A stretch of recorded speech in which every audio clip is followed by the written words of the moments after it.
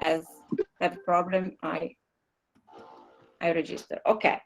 So welcome to our meeting, and thank you for being here today with us, speaking about our project and the opportunities in Chile. I will share already my screen. My name is Katia Ferrari. I'm the cluster manager of the Greentech cluster, the Emilia-Romagna Energy and Sustainable Cluster. Okay, here. Can you see my my presentation? Yes. Yes. Okay. So a little overview about our agenda for today. Katia, sei in modalità struttura, non vediamo modalità presentazione. Okay, let me, I don't know why. Okay. Now? Okay. Okay. So just some indication about the behavior. Please turn off your microphone when the other person are talking. At the end, you can make your questions. If you want, you can use the chat, writing your question, indicating to which of the speaker is directed. And we will try to respect our timetable. So 15 minutes for each speaker. I will present a little bit shortly the project and our cluster.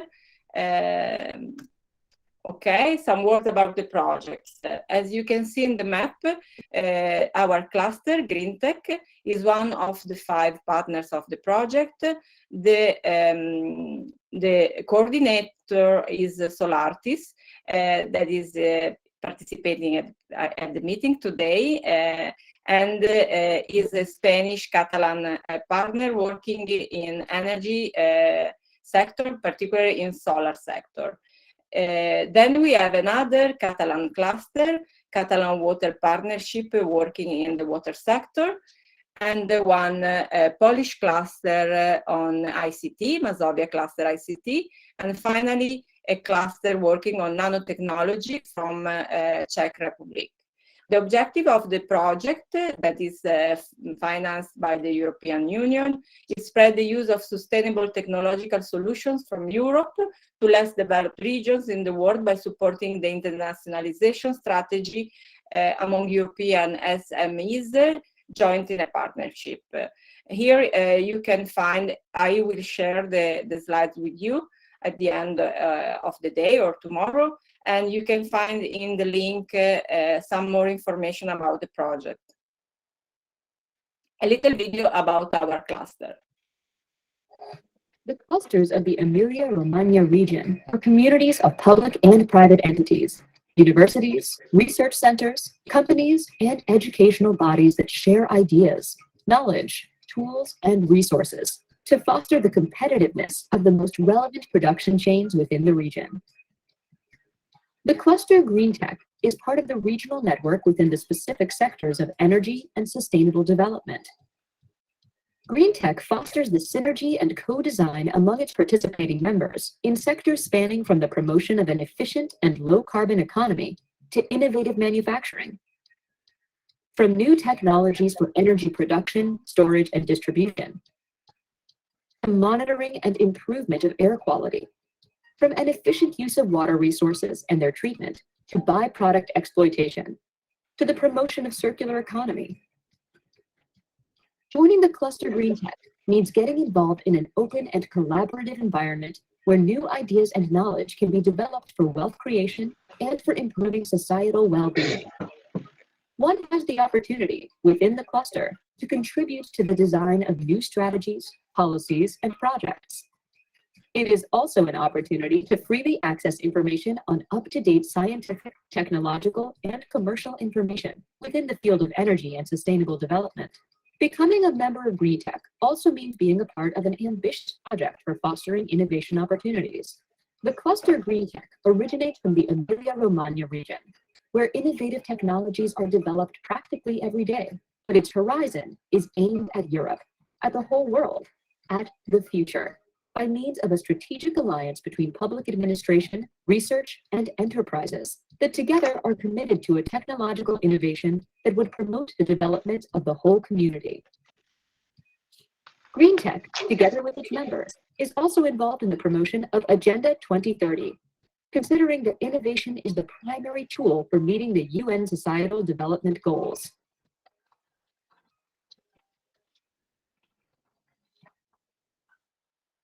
Okay, so we are a young cluster. The association was founded in 2017 by 29 members, mostly research centers.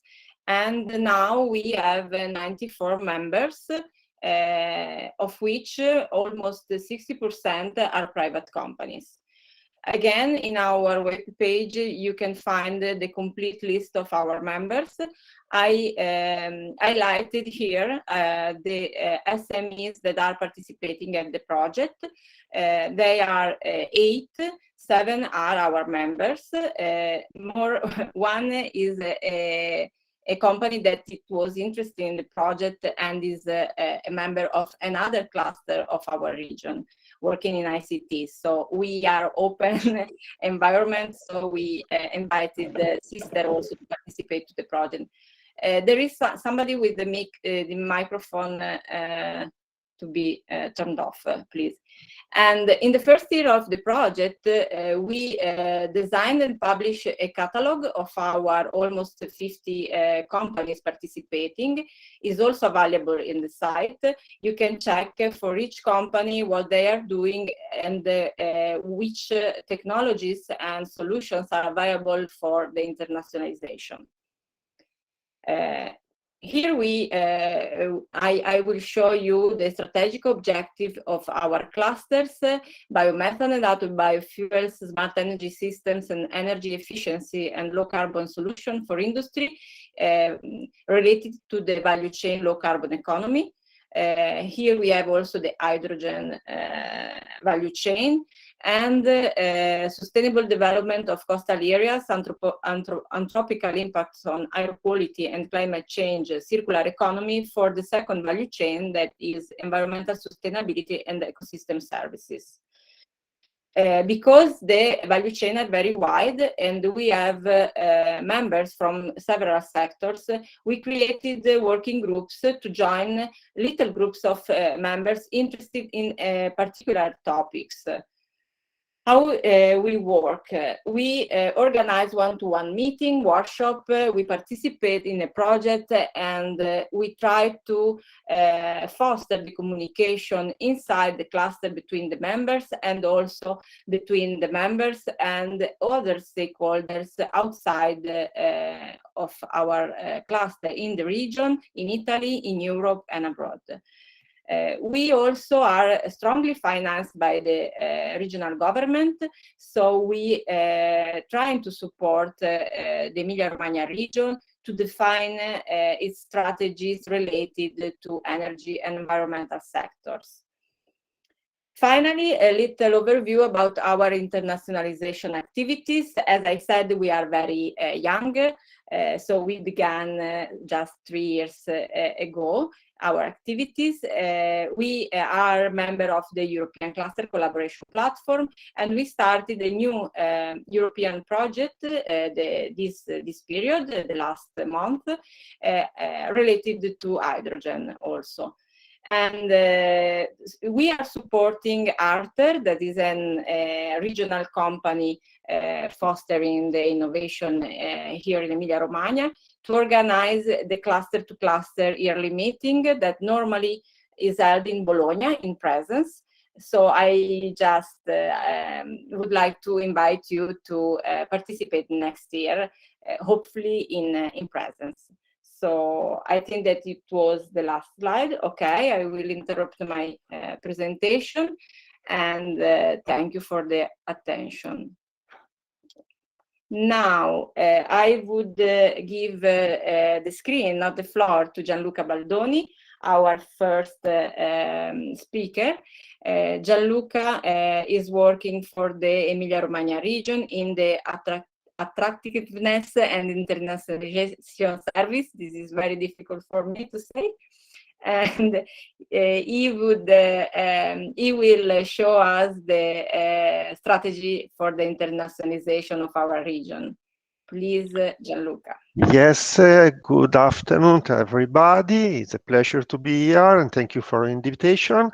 I will very briefly present the main priorities and activities of the region Emilia-Romagna in supporting companies and the innovation ecosystem of the region in the international at international level. I mean, to foster the internationalization of the companies and the system.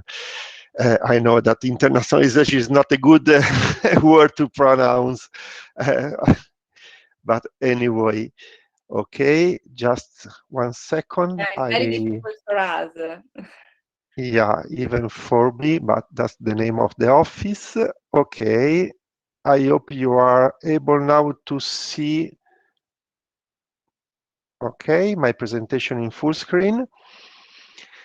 Well, as I have already introduced, the region has a specific set of policies and instruments to support internationalization of the economic system of Emilia-Romagna.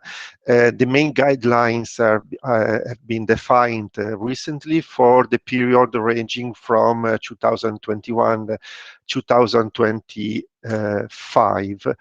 The region, you probably know that our region is has a very a strong orientation to export before the epidemic of COVID-19 in 2019.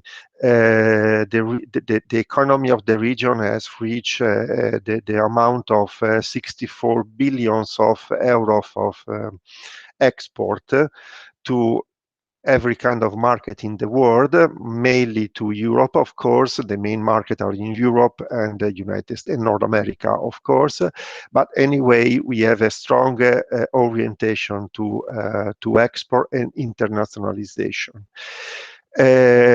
So considering that this is the starting point, I mean, a strong export orientation of the companies, the goals the region has set recently for the next period are to increase even more the export of the region, because export is still the main driving force of our economy.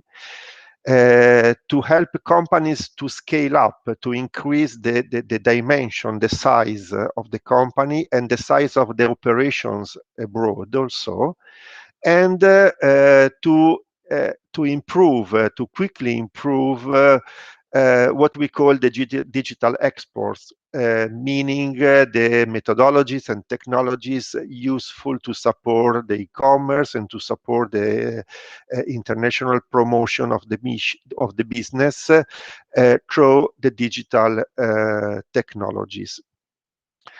The main fields of intervention of our policy for the next years, at least, are the companies and the supply chains of the companies, of course, together with the fairs. Emilia-Romagna hosts 3 main fair organizator. So we have many international fairs that are realized every year in the region, and we want to foster even more this kind of activity.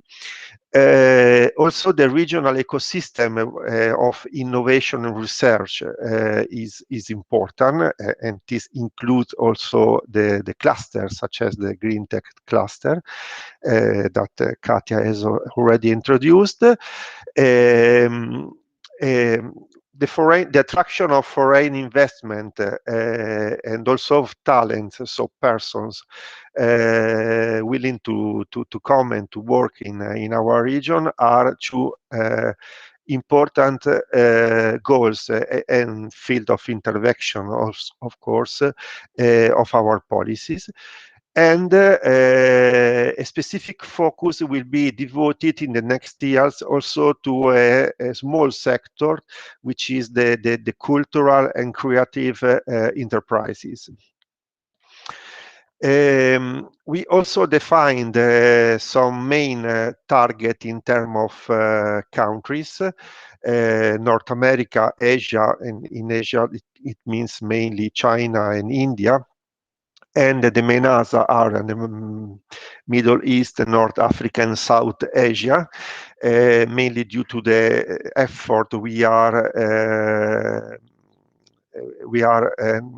now engaged with in Expo Dubai. It doesn't mean that these are the only area where the region can operate. Of course, we are addressing also other countries, other markets, but these are priorities for the next years. As far as the attraction of investment from abroad are concerned, we work with two main measures. A measure giving contribution, financial contribution for investors in Emilia-Romagna, an investor not mainly in making or in building up new companies, but investing in particular in companies or in activities in which there is a strong focus on research and on innovation. And we do it with regional resources and supporting the access to national measures, national schemes, which are called the investment agreements.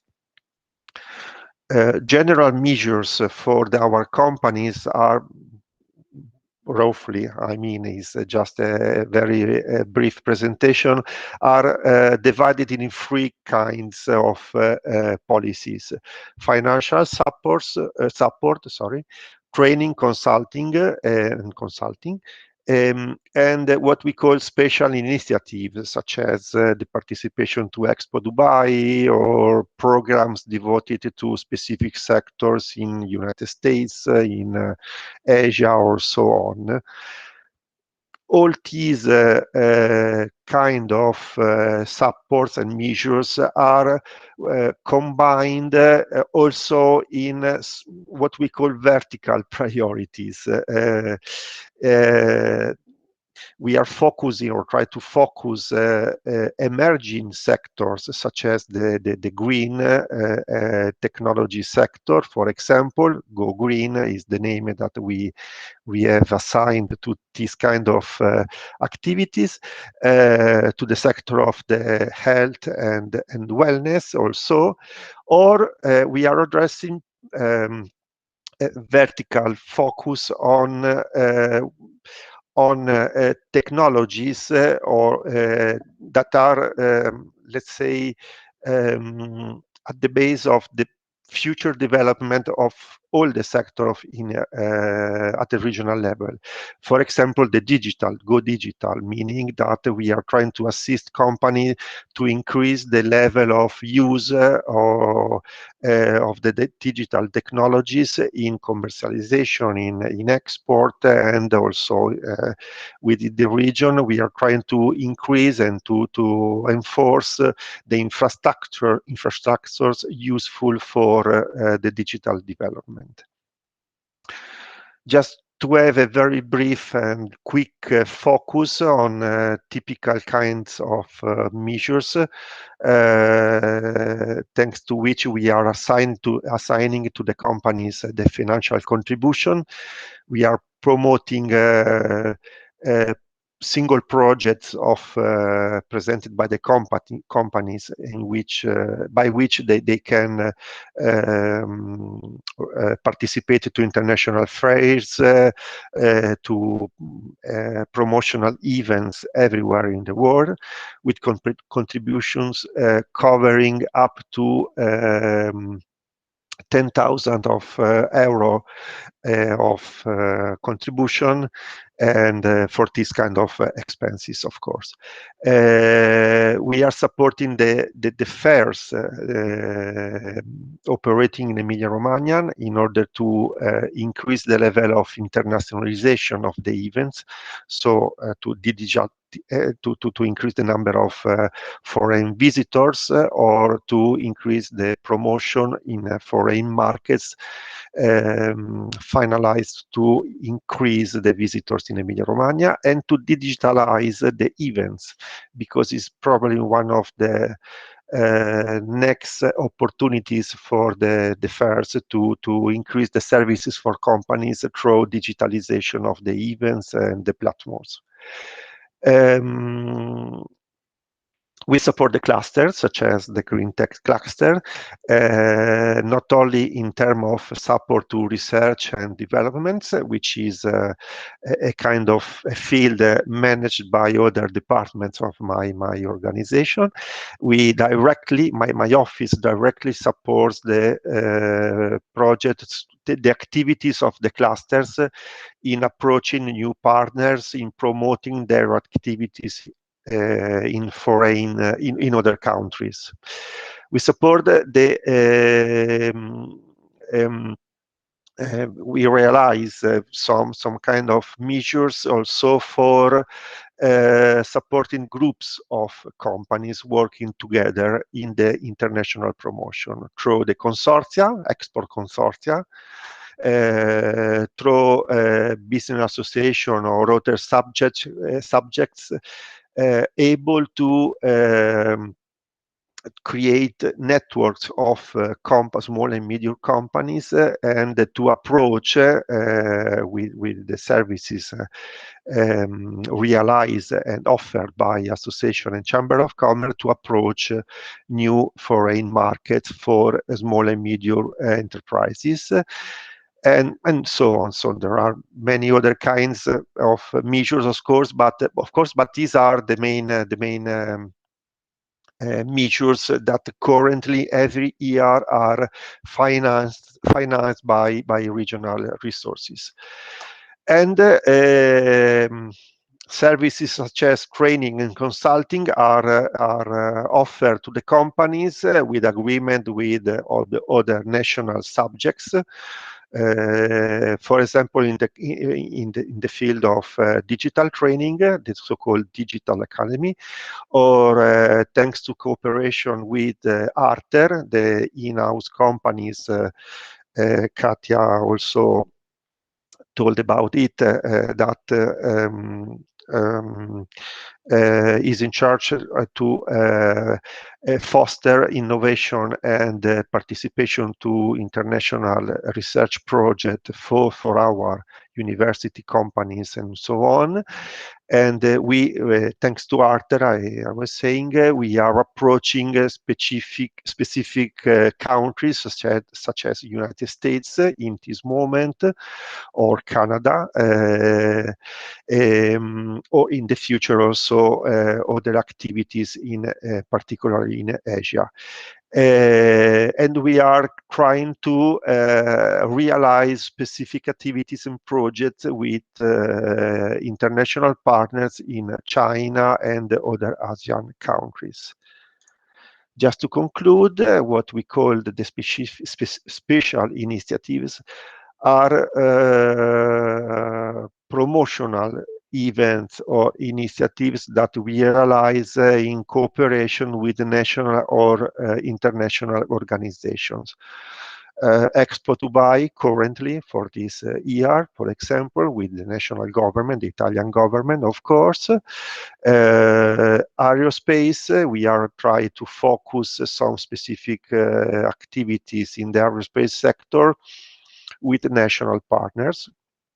And we are currently realizing a specific project for the cultural and creative enterprises with cooperation with the OECD, the Organization for Economic Cooperation and Development.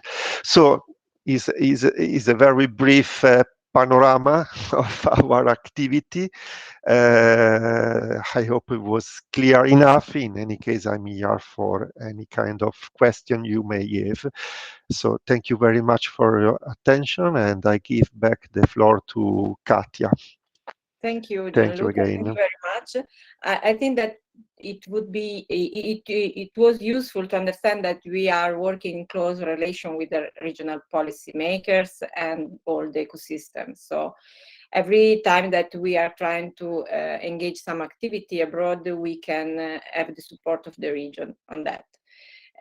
Thank you, Gianluca. I let the screen to Mercè Martin now, that is one of our partners. Mercè is from Catalan Water Partnership Cluster, and I invited her to speak about how we choose our three target countries that are Chile, Cabo Verde, and Vietnam. And also she will anticipate us the cities that we are targeting. So Mercè, please. Hi everybody. Thank you for inviting me today to explain our work on the green and small and smart cities. I will share, I guess now you can see. Yes. Okay. Yeah. So we are part of the consortium of this project, as Katia just already said. And I'm going to explain you how did we selected the countries and the cities. So for this project, we had the aim to select 3 countries. And now, yes, I will explain first of all the selection of the 5 countries per area, then selection 1 country per area, and then the selection of the cities.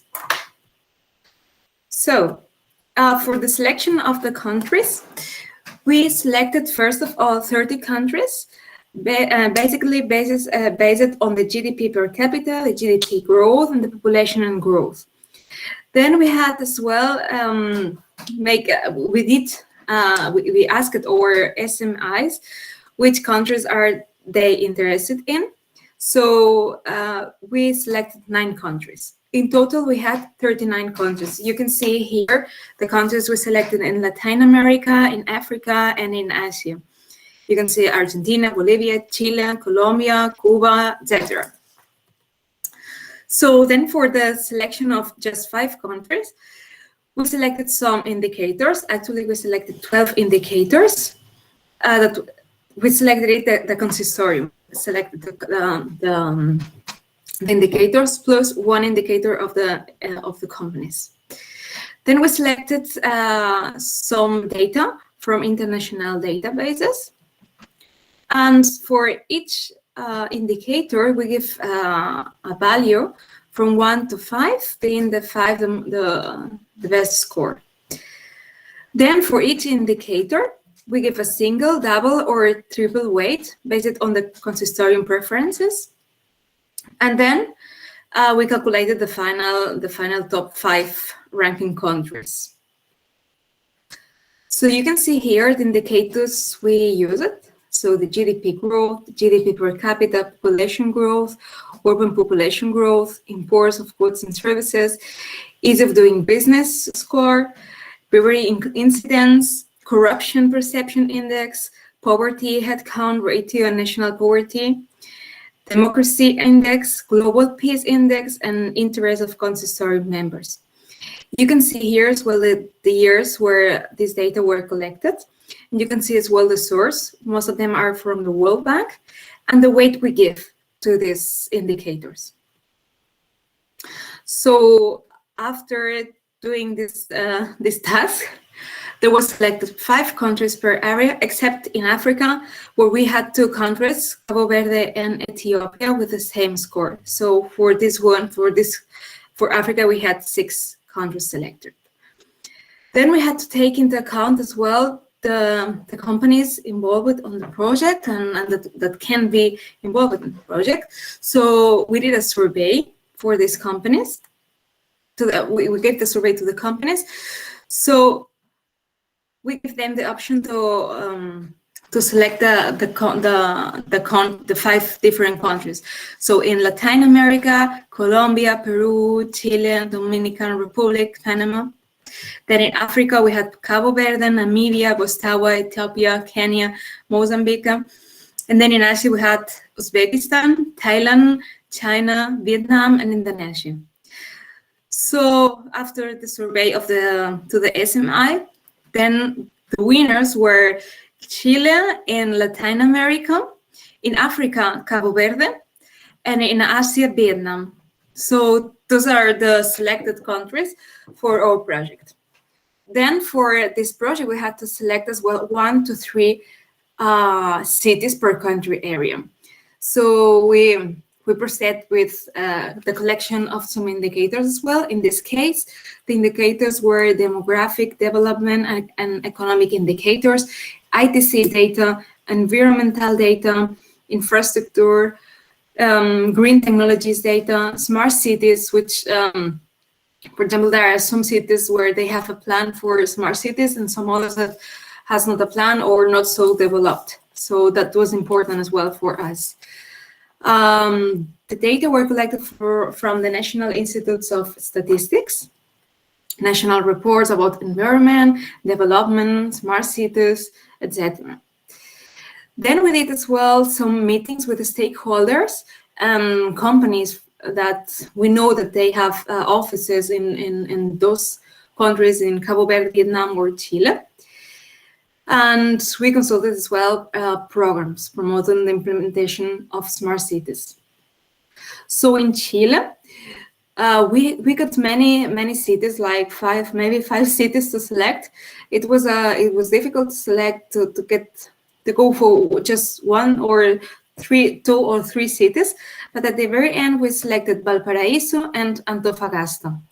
Valparaíso is very close to the city capital, Santiago, but it's not that big. In Santiago, they have a plan for green small smart cities, and it's very developed. But of course, Santiago was not our target because it's so big. And Valparaíso, we saw as well that they have a plan for green small smart city, and it's not that big, and it fits perfect to the project. So we decided for Valparaíso.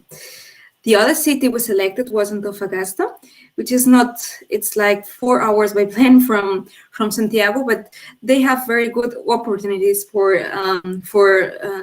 smart cities. So we selected as well this city.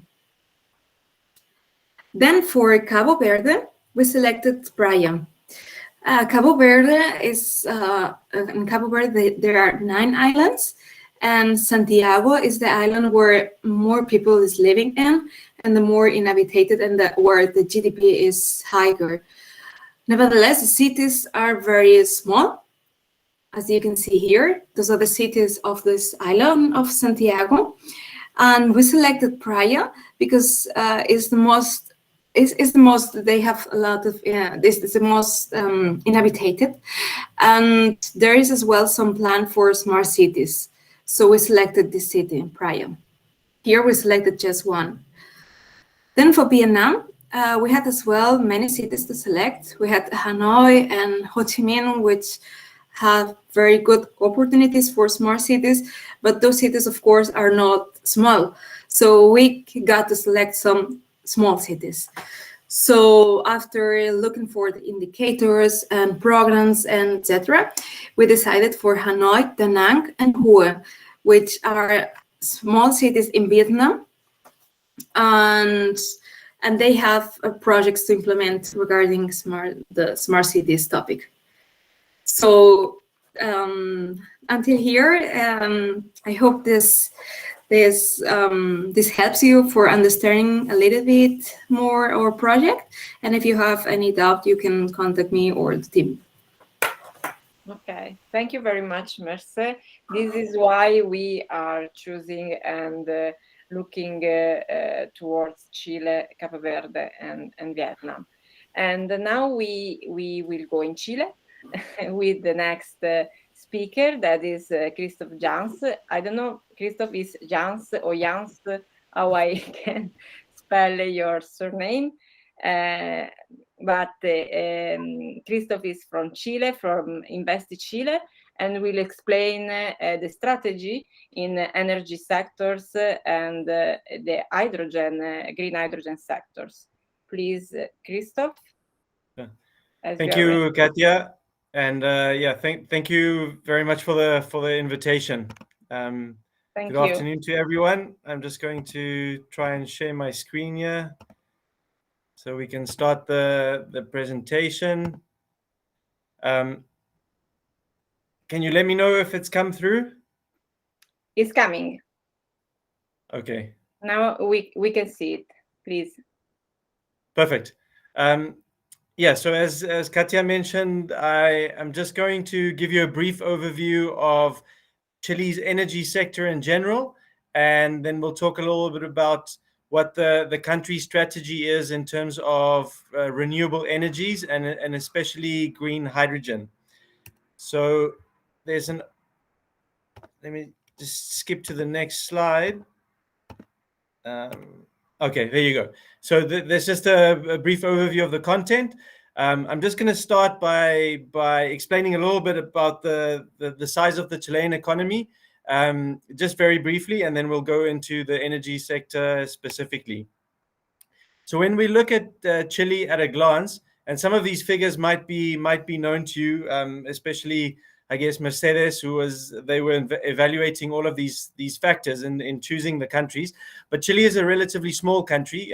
We have 19 million people, but in terms of its economic growth and the economic figures, they really punch above their weight, especially in the region, in Latin America, but also on the world stage. So you can see there the GDP figures, and these are all estimates. Obviously, the pandemic influenced the numbers a bit, but the GDP of Chile is around $280 billion US, and the GDP per capita, we are the number 2 country in the Latin American region, and the GDP per capita is currently about $25,000 US per person. And just one other thing that I wanted to point out here is the foreign direct investment stock. So Chile is a very open country in terms of allowing foreign companies to set up here, and a lot of companies have done so over the last 3 or 4 decades.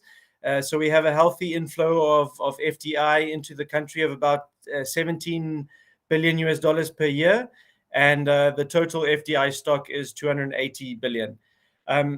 Just one last point before I end this slide. Since inflation around the world is such a hot topic at the moment, I just wanted to point out that Chile really has managed so far over the last 2-3 decades to maintain the inflation at a very stable level. It's averaged at 3% over the last 2 decades. And the central bank has an inflation target range, which they try to keep between 2 and 4%.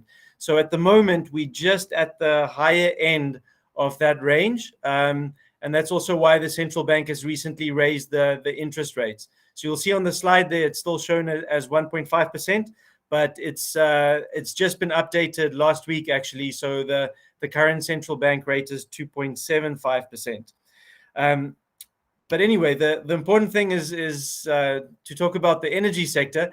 So I wanted to give you an idea of the international companies that have successfully set up in Chile. And most of these companies have decades of experience, and you'll see that they come from all over the world. We have Mainstream from Ireland, France, EDF, and also the interesting thing is that recently, in the last couple of years, the Chinese companies have also taken interest in the sector.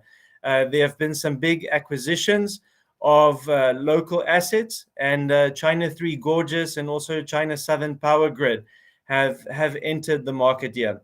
So it's just to show you that it is a very dynamic sector. It's very open to foreign companies, And yeah, most of these companies have a long track record in Chile. So when we look at just an overview of the legal framework, and like I said, some of this might be already known to you, but it's still important to just mention that the energy sector in Chile is 100% in the private sector. So the government only plays a role in terms of permitting, inspection, and regulation, and long-term strategic planning. So the government itself doesn't own any of the generating electricity generation assets or distribution or transmission, and these are all in private hands. The total installed capacity in the country is 26 gigawatts, and later we'll look at the breakdown of where which sectors or which technologies make up the different generation technologies. Also, an important factor, and this is very relevant for renewable energy, is that Chile has one of the highest potentials to produce low-cost renewable energy in the world, especially in the northern region. You spoke about Antofagasta earlier. So in the northern region, in the Atacama Desert, that's some of the highest solar radiation in the world and very favorable capacity factors.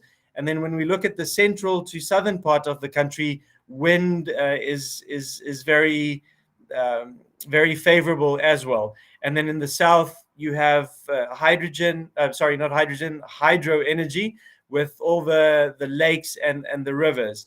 But the two technologies that have really grown a lot over the last couple of years is definitely solar and wind generation. The next point, and this is very important, especially when you consider what is going on currently in the political spectrum in Chile. And you might be aware that there is a lot of political change going on at the moment. Chile is currently rewriting the constitution. There's a whole constitutional process that's underway. But the important thing is just to mention that on both sides of the political spectrum, there's really a consensus that renewable energy is the way forward. So there's very minimum risk in terms of that whatever the political changes that come might be, that one group or the other will say, we don't want renewable energy anymore, or whatever the case may be. So that's just important to point out. The country has signed on to all the big international accords, the Paris Accord and also the Kyoto Protocol, and they have a target of being carbon neutral by 2050. And then as part of this goal, that means that they've committed to decommission all of the coal generating plants by 2040. And this has already started. Some of the plants have already closed down. They're actually ahead of schedule, but it means that all of this generation capacity that will be decommissioned will have to be replaced. And obviously the goal is to replace that with renewable energy. So that opens up a whole new demand that will be needed. So when we look at the makeup of the electric grid, just briefly, you'll see there on the map on the left-hand side, the map of Chile, and we have three different electric grids basically. But I'll just focus on the main one, which is with the green one, which makes up about 99% of the electric grid. The two smaller ones is in the regions of Magallanes and Aysén. But when we look at the main one, you can see there that coal is still the biggest generating sector, but that is coming down now. So that's leading the generation sectors by 18%, and then followed by natural gas. So both of these are fossil fuels, obviously, and the long-term plan is to phase these out. And then that is followed by solar and wind, and then we get the hydro energy in the south. And you can see there all the smaller ones. There's a little bit of geothermal, biomass, etc. This is just to show you the growth of renewable energy over the last decade. And you can really see that from 2013, 2014, it really took off. And this is thanks to some legal changes that were made, I think, in 2008 and 2010, where the generating companies were basically obliged to replace any decommissioned energy or decommissioned capacity, that they were obliged to replace that by renewable energy, a certain small percentage, and then that increases per year. And the good news here is that all of the companies basically complied with that ahead of schedule. So it's become a voluntary thing where companies really are decommissioning their coal plants before the time and replacing that with renewable energy. And you can see there that this is led, once again, as I said, by solar and then wind energy. This is just to give you an idea of what the current cost of energy generation is, the marginal cost of generation. And we'll see in a later graph that these prices, or these figures are all coming down. So at the moment, the average is about $65 per megawatt hour, and that is coming down thanks to the renewable energy that is coming online. And then when we look at the market energy price, so this is the price that the energy is being sold at to the downstream customers, and you can see that there's still a very attractive margin in Chile. And this is, I guess, the main point that I wanted to make is for companies that want to come into Chile. It's still attractive. The market is still very attractive. So the average is around $92 per megawatt hour that the energy gets sold to the downstream customers. Just one point, in Chile we have two different segments. So you have the regulated segment, which are the smaller consumers.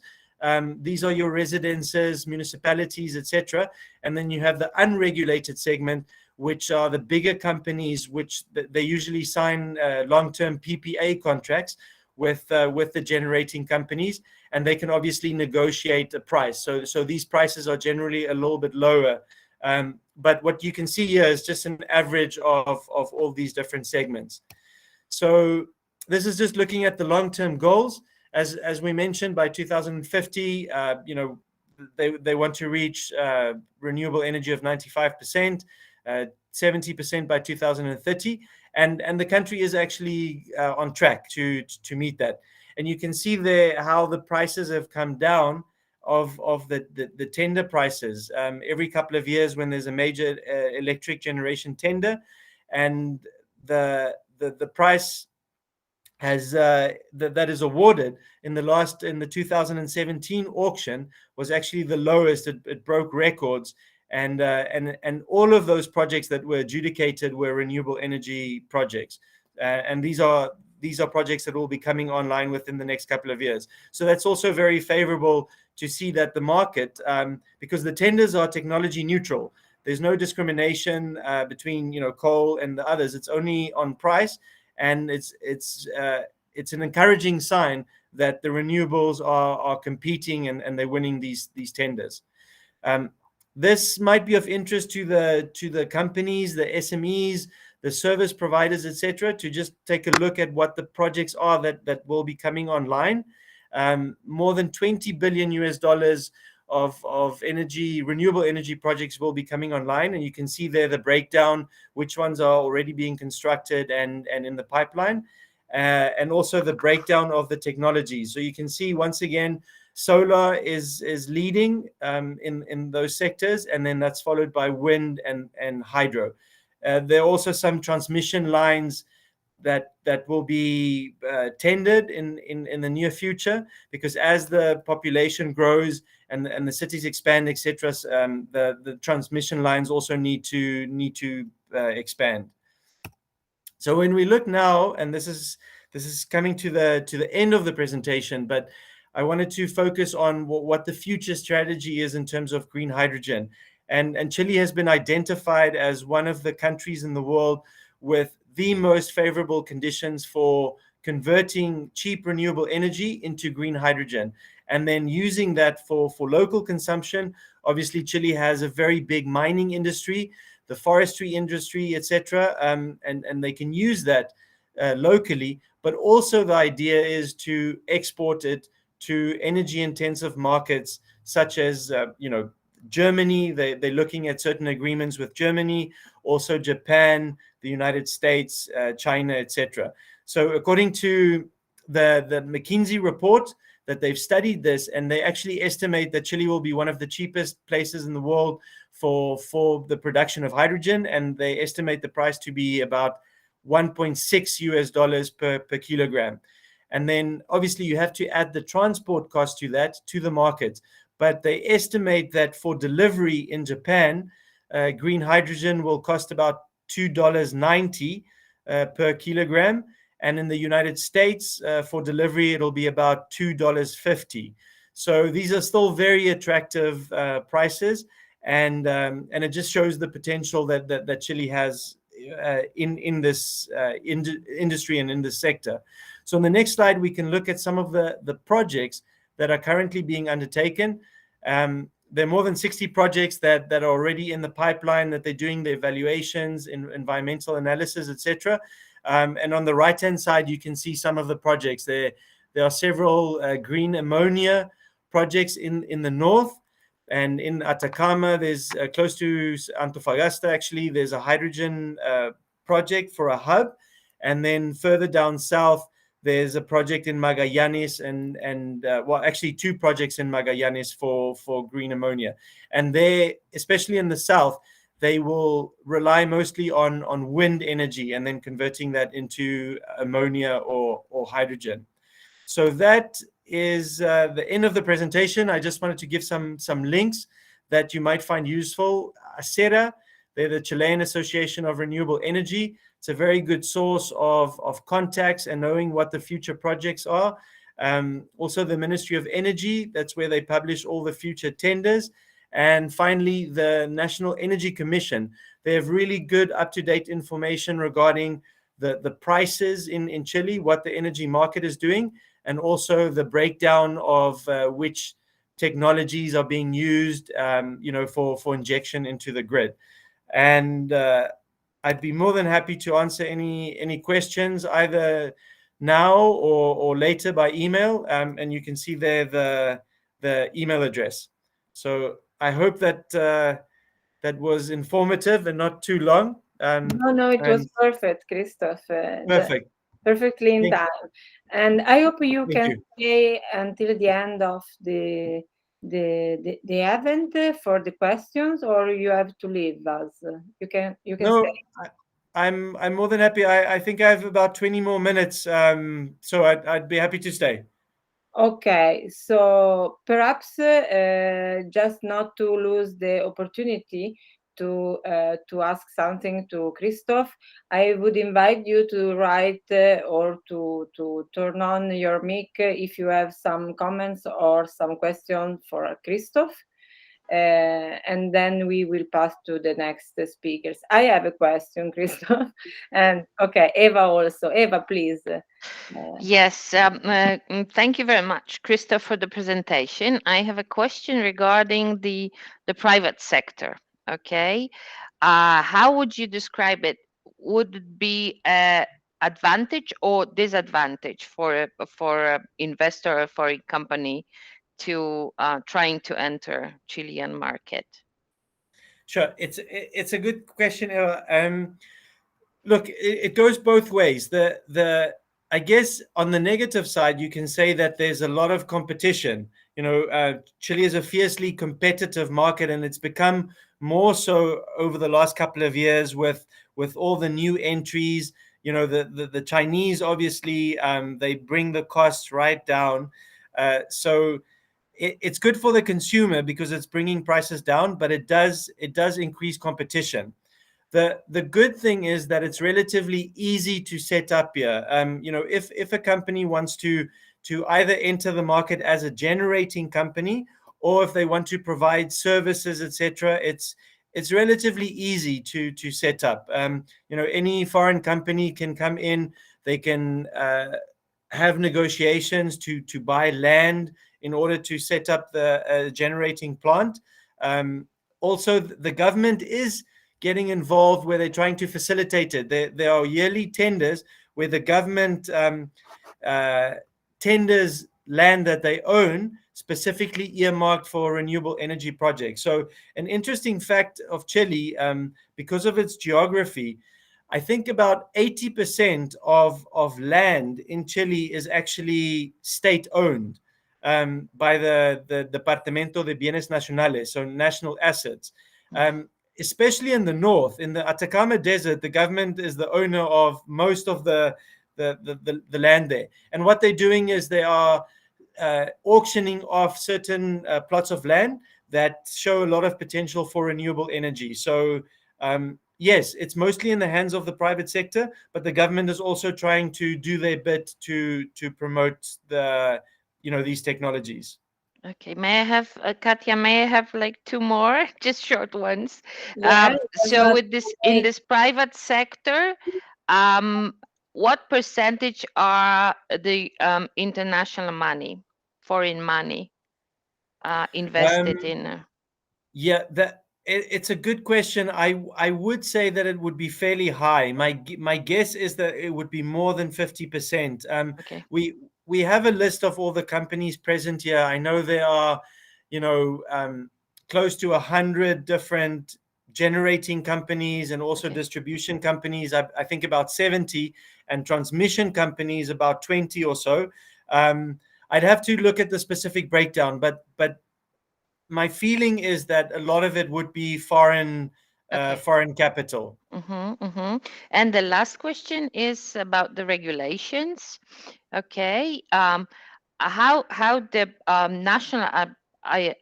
I understand that you have your national regulation regarding the production and the distribution, right? How does it apply to the private companies? Because Sure. So there's general regulation in terms of keeping the different segments separate. So you have the generation segment, then you have distribution, and then you have transmission. And there are basically legal requirements to prevent 100% vertical integration, because they want to prevent companies from having a total monopoly. So there are certain restrictions on how much percentage you can participate in one sector and in another sector. Without going into too much detail, there's some but I understand. Yes, thank you very much. Thanks. Sure. Yeah, you have already anticipated my question. So no, very well. So you use the time in the right way. So Christoph, thank you very much. I hope we can count on you if we have some enterprises interested in enter and work in Chile. Perhaps we can also sign an agreement in the future with our project. And thank you very much for now. You're welcome. I'd be happy to have further conversations with you or any of the companies. Okay, thank you. And now I will stay in the same continent, but move to Argentina with Alfredo Caprile, that has an Italian name, but is from Argentina.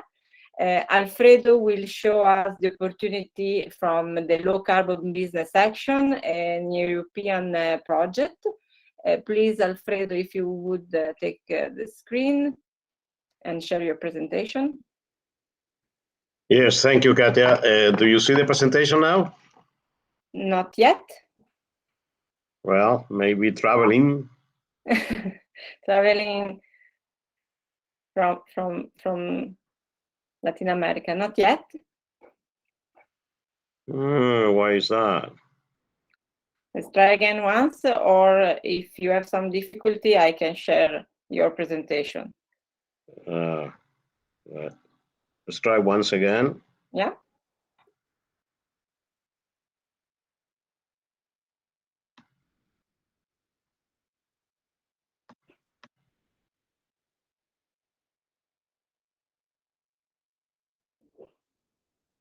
Now you see it. It's coming. It's coming. Okay. Yeah, we are seeing. Please. Well, good morning, good afternoon to everybody there in Europe. My name is Alfredo Caprile, and I'm the team leader of this project funded by the European Union. which is called a Low Carbon and Circular Economy Business Action in the Americas. The project is, as I said, being financed by the European Union, and basically it consists of doing business platform specifically developed to facilitate exchanges between companies in Latin America, in these 4 countries of Latin America, and which are seeking to find ways to enhance their carbon footprint with European technology solution providers.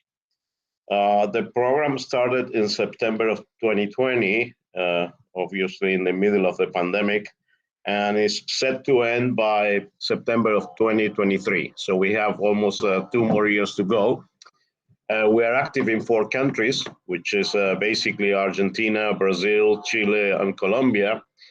And in each of these countries, we have a team of professionals that are responsible for finding business opportunities that meet the program criteria. In this past year, we have basically concentrated in making a very detailed low carbon and circular economy market analysis in each of the countries, analyzing the regulatory frameworks, looking into the technological trends, and identifying key barriers in each of the countries, and obviously getting in touch with key stakeholders. Also, we've been working in identifying specific technology demands and contacting companies with mature projects that meet the program criteria of lowering the greenhouse gas emissions or being part of the circular economy.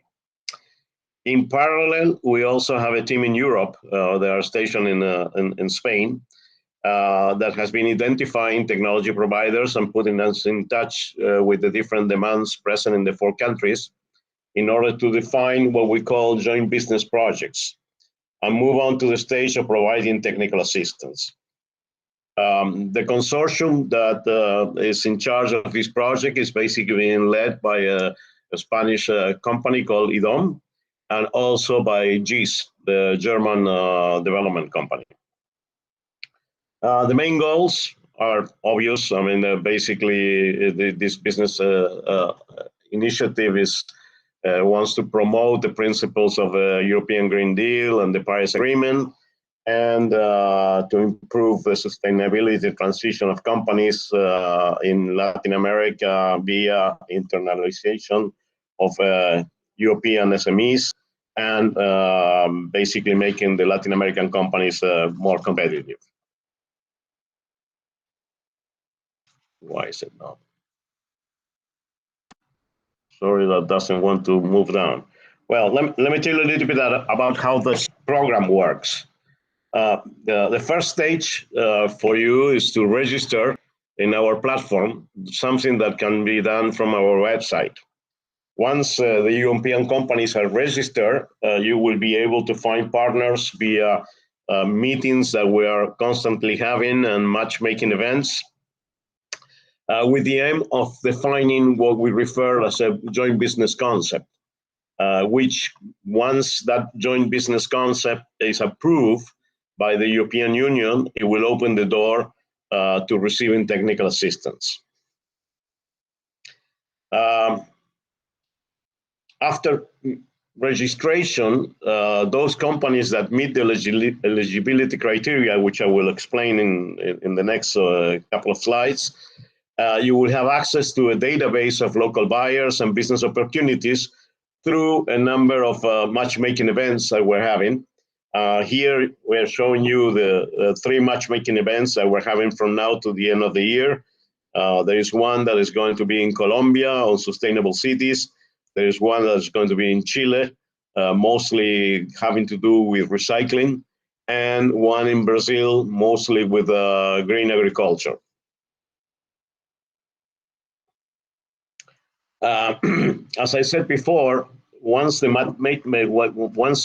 matchmaking is reached, that means that the European company and the local company get to an agreement that they want to work together. We need to put together a form, which is called JBC for Joint Business Concept, basically showing the details of the transaction being sought. This form will be evaluated by our technical and financial experts to ensure that it meets the eligibility criteria in terms of technical, environmental, and financial feasibility. And once it's approved by the European Union, then it will be the door will be open to receive technical assistance. That technical assistance can consist on different forms. I mean, it can be supporting you with technical and market feasibility studies, or financial coaching, legal advice, trying to look into environmental issues, import regulations, or whatever is needed to basically make sure that you get to close the deal. Now, what's the eligibility criteria for the European SMEs? I mean, basically, the European Union has set the following criteria. I mean, the company that can be part of this project has to be working on a low carbon or circular economy related sector. They have to have less than 499 employees, and the ownership of the company has to be more than 51% owned by European nationals. And obviously, the company needs to be based in a European Union member state with a valid VAT number registered. Now, I will leave this presentation. I think that this is going to be shared with you, but this will give you a flavor of the type of opportunities that we're finding. So far, we have already, we have about 16 joint business concepts going on. I mean, that have been approved by the European Union, but the number of what we call business opportunities, which is the first stage, I mean, this is a project that is driven by demand. So the ones in here are, for example, some of the ones in Colombia, but the list goes on. I mean, as I said, you know, there's no time to go over each of them. But what you can see is that there is a very, very wide range of opportunities in different sectors and with different type of technologies. These are some of the ones that we have identified for Chile. The same for Brazil. I mean, Brazil is a very large country, so there is a lot that has to do with solar panels, things that have to do with the smart agriculture, biofertilizers, a lot of biogas opportunities in Brazil as well, and more for Brazil. And here are some of the ones that we're finding for Argentina, and more for Argentina. But again, we don't have the time to go over each of them, but I just wanted to leave them in the presentation so you can go through them in detail. And basically, the final point is, if you're interested, please contact us, and we can have a one-to-one discussion as to what is it that you're interested in, which type of countries, with which kind of equipment or technology that you want to export, and we'll try to help you find the right partner. So far, thank you very much, and I give the floor back to Katia, and if you have any questions, I would stay till the end, so feel free. Okay, thank you very much, Alfredo. Just one short question from me. Which kind of support the project give to the small and medium enterprises in terms of, for example, expenses for the trip or for the meetings, or just the technical assistance? I think for the time being, it's just technical assistance. We've been discussing with the European Union if they can let us, pay for some of the trips and so forth.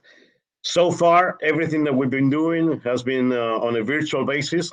We have a very, very strong platform. I mean, we've done a number of matchmaking events. And as I said, out of those matchmaking events, we have already got to the stage of getting 16 matches already approved by the European Union. And to give you an idea, the consortium has committed to have 120 matchmakings over the 4 countries, and with an average ticket price of €1 million.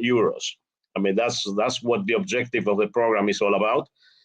We are starting with looking into opportunities that they are at least going to generate exports from Europe in the order of 2,000 euros and up, because we cannot, obviously, we cannot support somebody that want to change a water pump or something like that. Yeah. So we need to look for large ticket opportunities, and also we need to look for mature projects. Yeah. And at the same time, obviously nowadays, especially in the case of Argentina and then some of the other countries, one of the biggest stumbling blocks had to do with access to financing. So we are also looking into that. We are going to have a webinar on financing opportunities from Europe on November 4th. So again, I mean, get in contact with us. We can, share with you all the information, and you are happy to be participants of all those webinars and all those technical meetings that we have, so you can learn more about each of the countries. So thank you very much, Katia. Thank you, Alfredo. Put us in your email list because it could be interesting for our associated. Thank you. And perhaps before to go ahead with Giordano, this is already ready. Jamie, would you make your question directly to Christoph? I see. Yeah. Sorry, I didn't want to interrupt you. No. Christoph, thank you for your presentation. First of all, I'm Jamie Ospina. I'm from Solartis, and I just wanted to know about the slide that you presented. That it was that you mentioned that the renewable energy renovation was expected to grow up to 70% of implementation by 2030. Do you think this is something possible to achieve by 2030? It's not like a very, very ambitious goal. And do you know any specific programs to help SMEs, especially, and if they are involved in this achievement? Sure. Those goals are from a presentation of the Ministry of Energy. They periodically publish these figures and the goals, and they also get updated. It used to be lower, but when they realized that a lot of the companies were moving faster than that they had anticipated, they moved it up. I think the idea with a goal like that is it has to be ambitious. You can't make it too easy. But it's not for me to say whether we'll reach it or not. But that's the number that they have at the moment. And then with regards to SME programs, there's an agency or a public institution that's called Corfo in Chile. It's the Industrial Development Agency, and they are usually the institution in charge of certain sector-specific programs and initiatives and financial help. It's important to mention that during the pandemic and all the extra external debt that Chile had to take on to combat the pandemic, and also related to the social unrest, some of these programs were cut for budget reasons. So they might be continued in the future, but a lot of the special programs were temporarily put on hold. So without going into further detail, I just want to say that Corfo, they're usually the ones that support certain sector initiatives.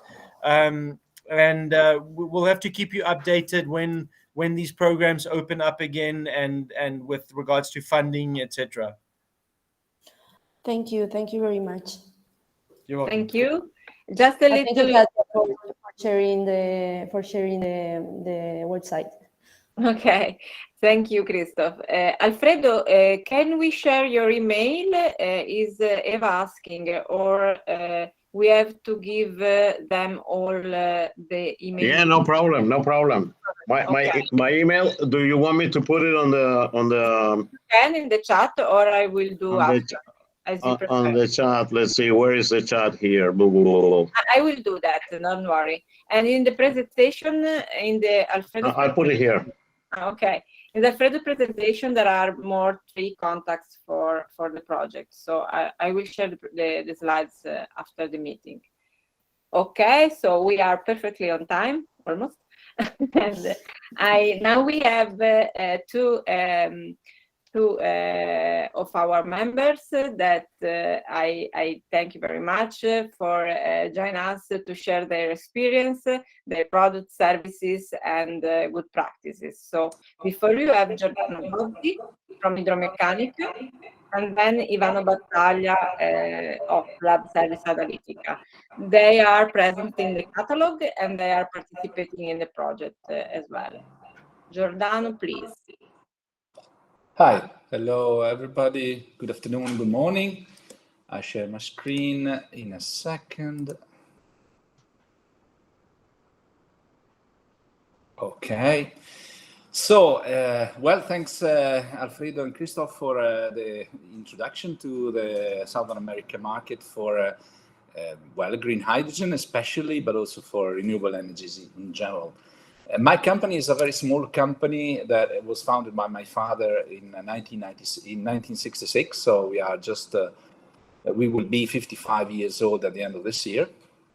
And we produce compressors for gas in general. At the beginning, it was only natural gas because we started to produce compressors for natural gas refueling stations. And then we moved in the years to other gases, and nowadays... Sí, disculpa que justo cuando te iba a llamar me pidieron que pusiera mi... And now we moved more and more to non-fossil gases like biomethane and hydrogen. Since the beginning, my father started the cooperation with the partners and other companies abroad in the 80s to New Zealand and Canada, but in the 90s it was a lot in Argentina and in Brazil. In 1996, we manufactured our first hydrogen compressor for a hydrogen refilling station that started operating in Hamburg in Germany in 1997. And we also started the production of biomethane compressors for refilling stations, and then in the years for grid injection, hydrogen, and biomethane.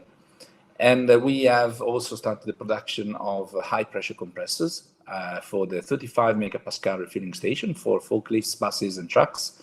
And just lately, we have developed a new compressor for 1,000 bar that has been designed and conceived for the 70 megapascal hydrogen refilling stations that we're going to put into operation in November this year for the first time. As we are a very, very small enterprise, we cannot have a special approach for every different countries. We cannot go everywhere and try to find customers.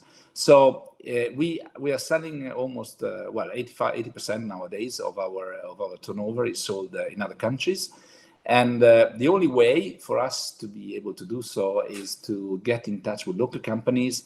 And thanks, Alfredo, for the presentation. It's important that we find good partners when we can with whom we can develop the special products for the special markets, both from geographic point of view and for the application point of view. Normally, either we find it in some matchmaking events, like Alfredo was describing, or in webinars like this one. We have been around to exhibit in fairs and also to visit fairs and exhibitions all over the world. Once you find a good partner, then you have to start working with them, and it takes a lot. Well, it takes a lot of resources to start the collaboration with our foreign partners. So usually we see that we need from 6 to 12 months to be able to get things working. And this is mainly due to the production of or setting up special documentation and literature for the country in the language of the country, and that takes into account the peculiarities of each country. And also, as soon as the sales started to come in, then we have also to organize all the after sales maintenance, spare parts, warehouse, and everything in the countries. So this is why we can't normally get more than one new country per year, because we need to have the resources to do so. We, as I told you, we produce compressors for gases. We only produce and design hydraulic compressors, and we were the first company in the world to do that. We have a lot of different compressors. We have more than 50 models, and we have some models that are dedicated to daughter station. I will talk about it later on. And we have a dozen of compressors that have been specifically developed for hydrogen applications. It's a kind of compressor that is used mainly when there are special needs. Either you need a very high range or very wide range of inlet and outlet pressures. Our compressors are quite flexible. And when you need a reliable product that lasts or can work from, well, mostly 5,000 hours of operation without stopping, but in some cases we can get also to the full year 24/7 without stopping for maintenance. We do not have conventional compressors. In some cases, our products are not used when we are working with natural gas from pipelines. We have recently developed a special kind of compressor that's called LDP. It stands for long distance piece. This is an oil-free compressor that guarantees that the gas quality going into the compressor is assured also on the outlet. So it's very important for the high grade, high purity hydrogen for fuel cell applications, 5.0, 99.99% of hydrogen. And this is how it is made. The red areas are the distance pieces that in the long distance piece version are longer to avoid contamination of the gas. I think it's quite interesting, the target countries that have been selected by this project, because we tend to see that the use of biomethane, natural gas and hydrogen starts normally in other areas that are normally called islands or valleys. In this case, I think Cabo Verde it's quite clear also a geographic island from this point of view, where there is the possibility, there are special conditions to develop these technologies. As we were hearing about Chile from Christoph, there could be some environmental reason to start the hydrogen production because there's availability of photovoltaic power, or the rolling out of photovoltaic power or non-programmable renewables is ramping up, and it can be interesting to store the energy using hydrogen as an energy vector. So this is where we have our products for the power to gas projects. And we have developed a range of compressing stations that are actually targeted for vehicle refueling or power to gas energy storage, that are very useful when the market is starting up. So they are usually easy to install, and in some cases are completely mobile. We also have mobile refueling stations or mobile compressing stations that can be left on the truck bed or truck trailer and be used in different areas. And also when there is a new market, in some cases there is a local production of biomethane or hydrogen, but the use of hydrogen biomethane is probably not in the place where it is generated. It could be better to move biomethane and hydrogen to areas where there are industries in case of hydrogen and biomethane, but also where we have traffic and we can establish refueling stations. So that's why we have also developed some compressors for daughter stations. These are stations that are not directly fed by the generation or by a pipeline. And so we take the compression station or the refueling station close to the customer, not where the gas is generated or where it's fired. This is also called the virtual pipeline in South America. It's quite common in Colombia and in other countries, in Brazil as well. And In some cases, also very useful to take gas to the main bus depot or to fleet owners, like I don't know, local courier and good distribution companies. And then you need to take the gas with gas trailers, mobile storages, and we can also provide the mother station equipment. So, well, yes, I don't want to take too much of your time. This is more or less how a daughter station is designed. So we take the gas from either source or mobile storage. We have a compressor that can fill a storage and then use this stationary storage when we don't have production, or the mobile storage, and we can fill vehicles. We have, as I told you, we have developed compressors for the 35 megapascal refilling station that are mostly for buses, trucks, and forklifts. And in a lot of cases, especially when we're talking about forklifts, hydrogen is taken to the customer with hydrogen trailers, and then also in this case we have daughter stations. When we have on-site production of hydrogen, we have normally compressors that can adapt to the flow rate of the generator. They are variable displacement compressors, so we can vary the flow rate from 0 to 100%, and we can follow ramps from the generator, and also availability of renewable. So if wind is dying down, then we can slow down our compressor in order to follow the production of hydrogen. We have a new compressor called Hydrus. That is the one that we have developed for 1000 bar that will be used on the 70 megapascal refilling station that will be used for passenger vehicles. The passenger vehicles, the 4 passenger vehicles that we can now use or buy in the world are normally have been designed for a 70 megapascal refilling pressure. So I'm almost to the end. I'll show you some pictures. This is how our compressor looks like when they are standing alone. But then we normally I don't know if it's my problem, but I can see the picture. You can see the pictures. Yeah, your presentation is frozen for me. I don't know for the other people.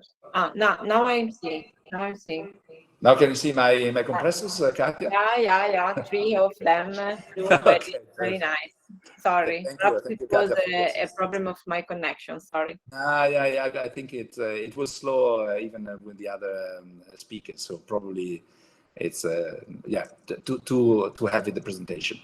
So these are how they look like, but we normally place them inside of containers that can be placed on the ground, as I said before, but also then they can be mobile. When they are mobile, we sometimes carry with us the bottles. So we are on the same truck, we have the compressor and the gas. This is very shortly talking about special environment. We have a case study from Indonesia from 2014 that we have been asked to develop a mobile refueling station that was completely independent from any kind of energy source. So we have developed this unit with an internal combustion engine that was powered directly from the natural gas that we had on the same truck. It was developed for very small vehicles called bajai in Indonesia. They are the 3-wheelers like you see tuk-tuk in Thailand or similar countries, because they wanted to show that these 3-wheelers could run on natural gas. And the unit was moving around in Jakarta with a few of these 3-wheelers together with a refueling station, and the future owners of bajai could try them with natural gas. In theory, this was the idea at the beginning, but then we asked us also to fill articulated buses. So this is one of the advantage, in my opinion, of our technology, that we are very flexible and we could adapt to different environment, also without having to make changes on our units. Then, as I told you, we manufacture a lot of daughter refueling stations because our compressors are easy to use in this kind of application. and hydrogen refueling station.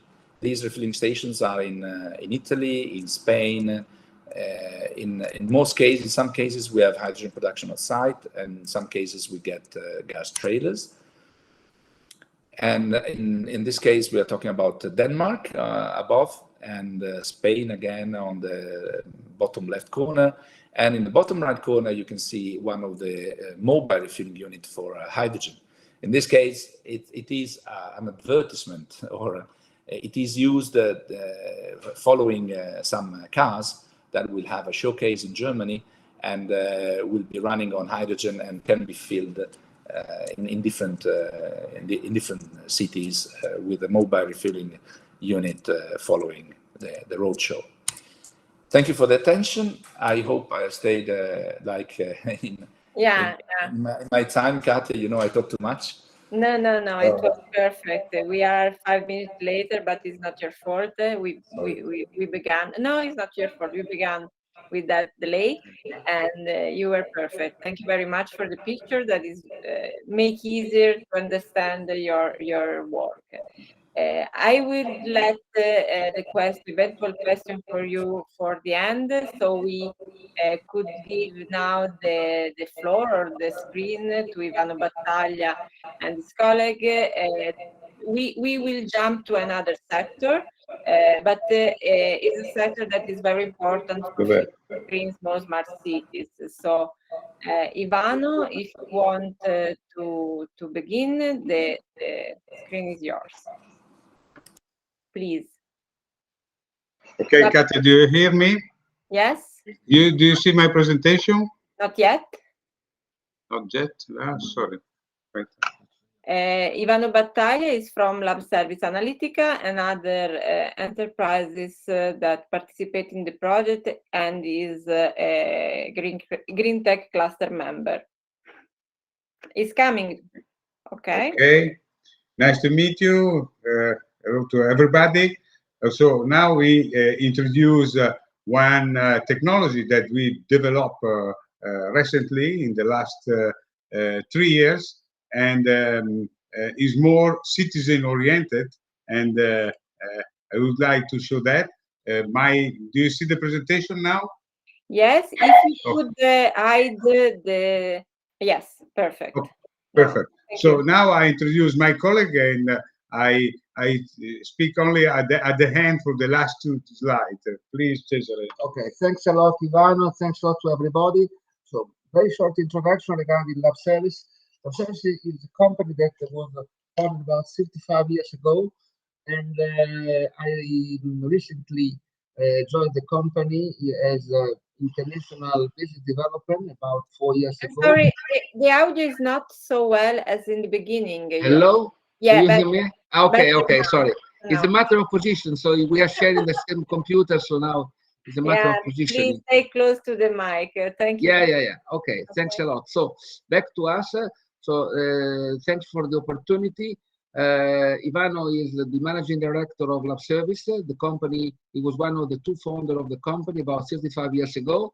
I recently joined the company 4 years ago, when Ivano asked me to enter in the company just for the odor prep project that is the instrument that we are marketing everywhere. And my job is to be the international sales guy for this operation. So what is odor prep? Odor prep is a product that thought and designed by Lab Service team here in Italy.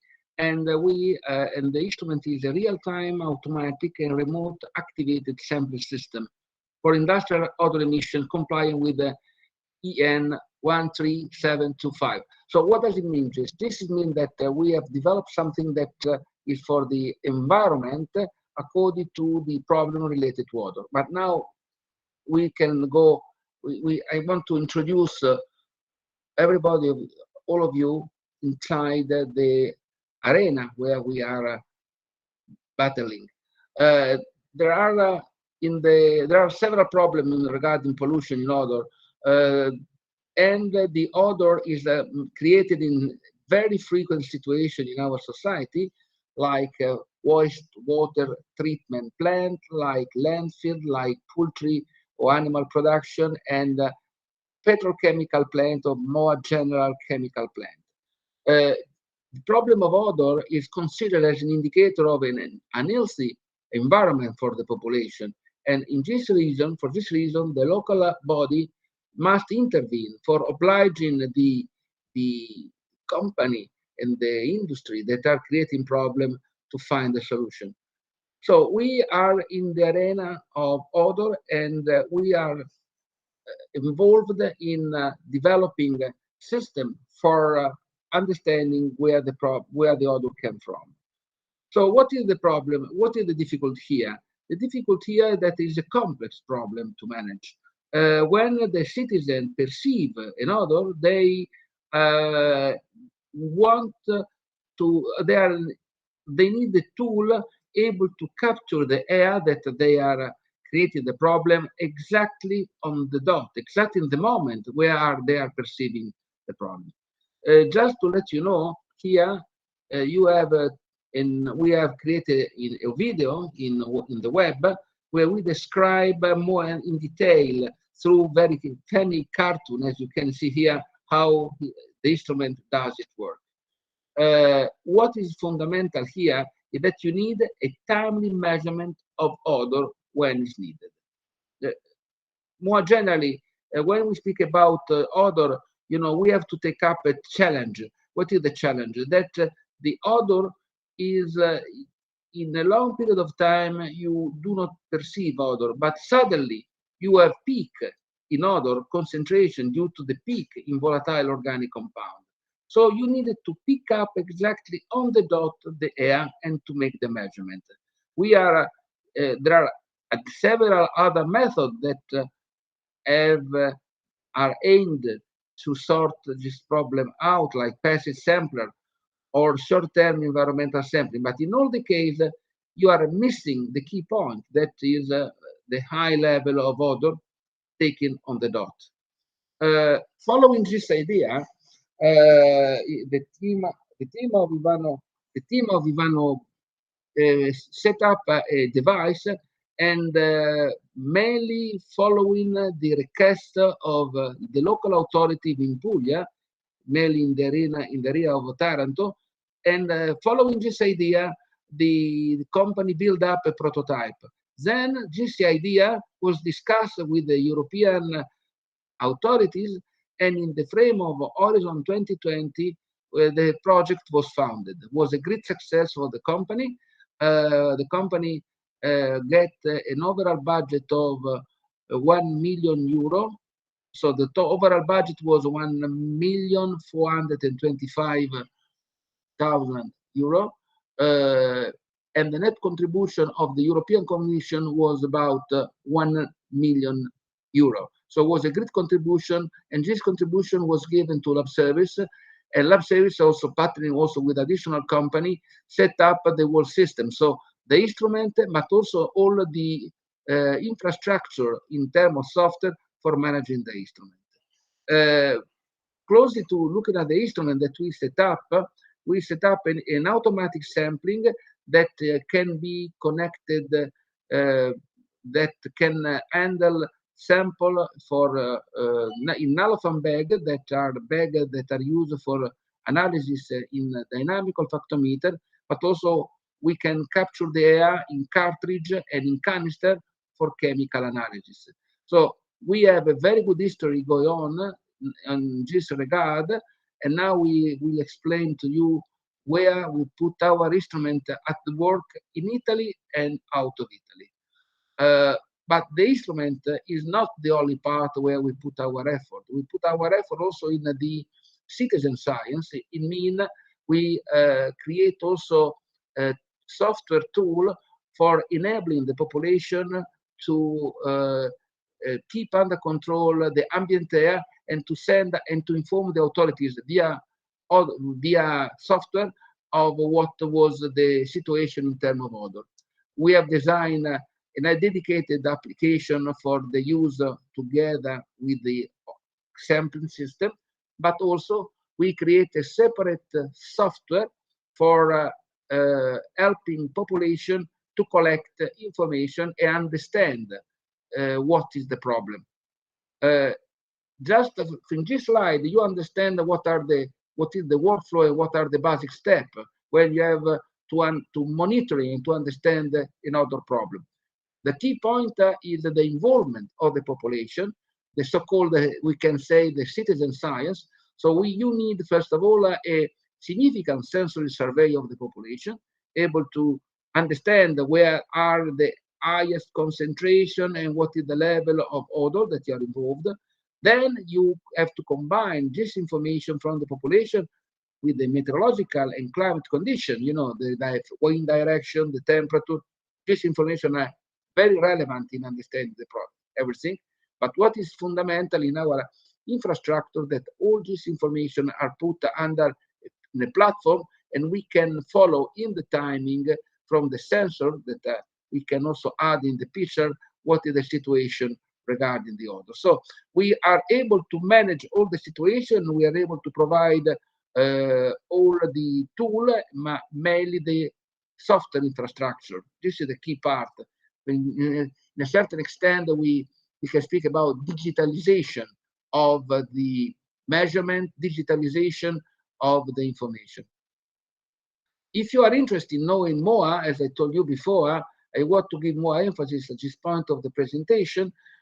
We have a great experience in south of Italy with the GIS landfill that is huge, is in the area of Taranto.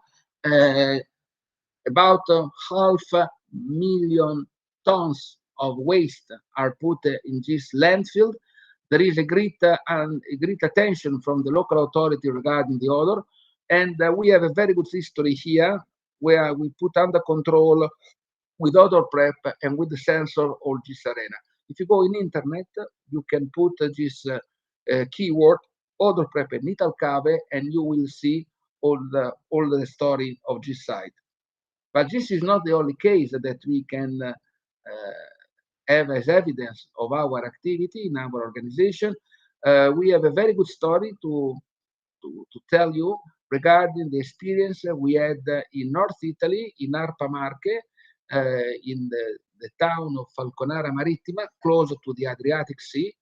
And in this region, the local authority, the ARPAM, the local authority for environmental protection, they did a important survey with a smartphone application developed by one of our partner in the project Odor Prep, the company called Leviros, and they identified the key position where to put at work the Odor Prep. Then the local authority, partially also the company that are involved in this type of study, they bought from us the 6 Odor Prep, also with the meteorological station and also with the sensor. In this specific case today, the Odor Prep were used using the information reported by the population. So we had a level of an activation threshold that we decided to have, and when a certain level of report arrived, the instrument were activated and the air sampled. But in addition to these two events that in south of Italy and in North Italy, I am here in this photo. We did also a study with the local authority in Belgium, the ISEP, that are the equivalent of ARPA in Italy. They are in Vallonia, and we study the odor problem in a little village called Engis. And we put at work 2 Odor Prep, one at the fence of a big fertilized plant, and another one in the middle of the village, close to a school. And we were successful in identifying with the sampling system on the dot that the population was right in complaining, and we have been also able to give a number to the level of odor impact on the population. So this was a very interesting a very, very, very interesting opportunity, and was a very good example on how the instrument can be put at work and to give a real number to the authority for understanding what is going on. We also had a second experience in a landfill just to close our study under the umbrella of the European project. But other than the European project, and this is the reason why we are so interested in Chile, we start to collaborate with the local company.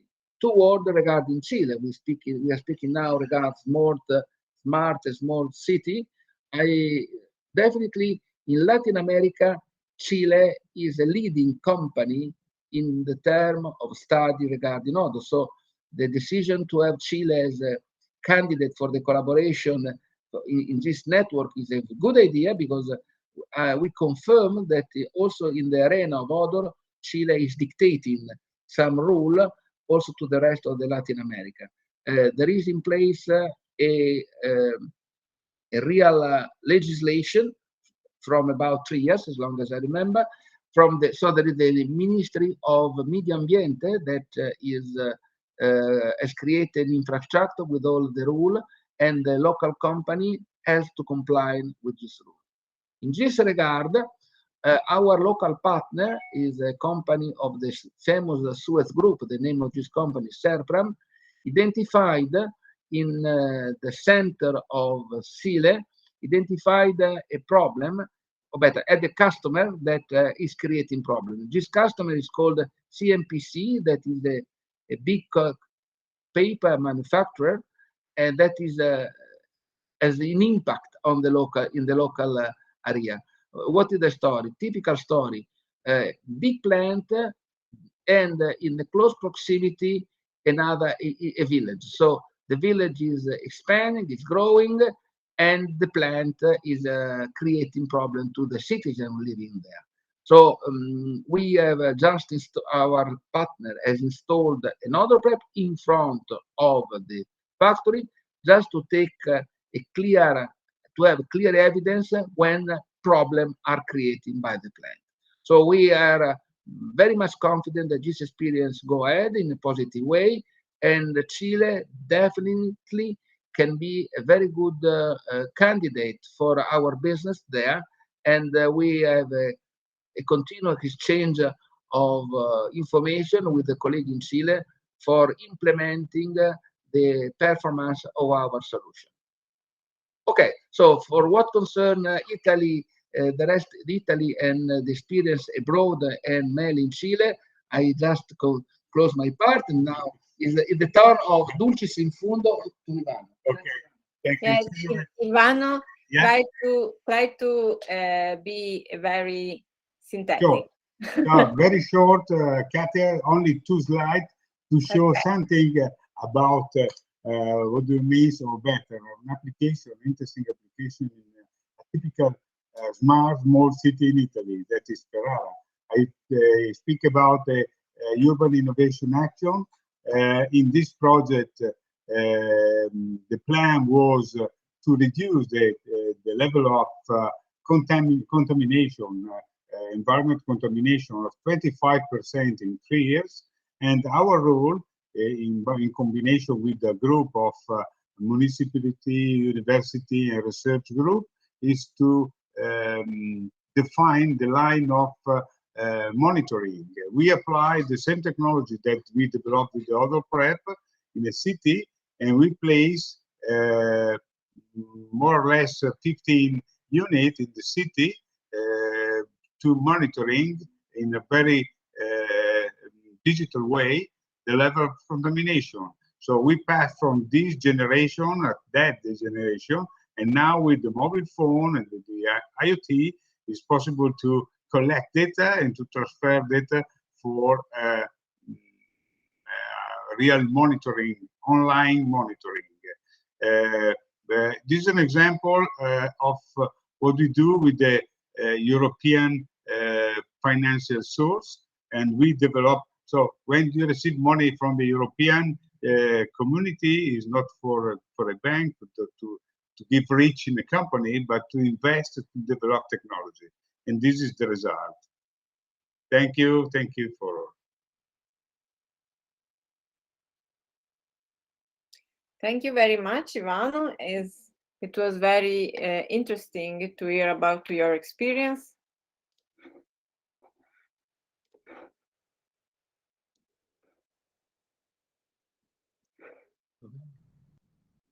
Ivano, can you hear me? Okay. Yeah. I am here. I had some problem with the connection. So Okay. I was saying thank you very much. We are 5 minutes if you have some questions for our speakers, considering that some speakers left.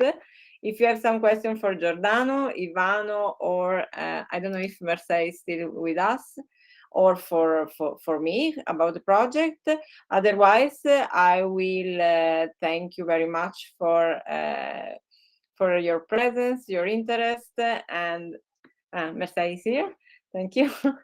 And okay, I will use the last minutes to remember you that we will have another meeting, the fourth meeting that we named inside the project Virtual Working Mission. I don't know if I have to save the date, so I will share with you. Just a minute. Who will organize the meeting will be NanoProgress. I don't know if NanoProgress is still with us. And the data, I don't remember. Eva, you remember yes, I'm here for NanoProgress. Katia, sorry. And we will have our mission or working mission on 4th of November. Okay. So you all are kindly invited for this event. Thank you, Katia. Okay, I have here just to share the data because we have another. Okay, can you see our save the date perhaps now is coming?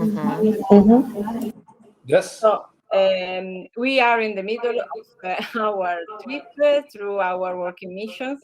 The next will be on 4th of November. The NanoProgress cluster is organizing that. So stay tuned.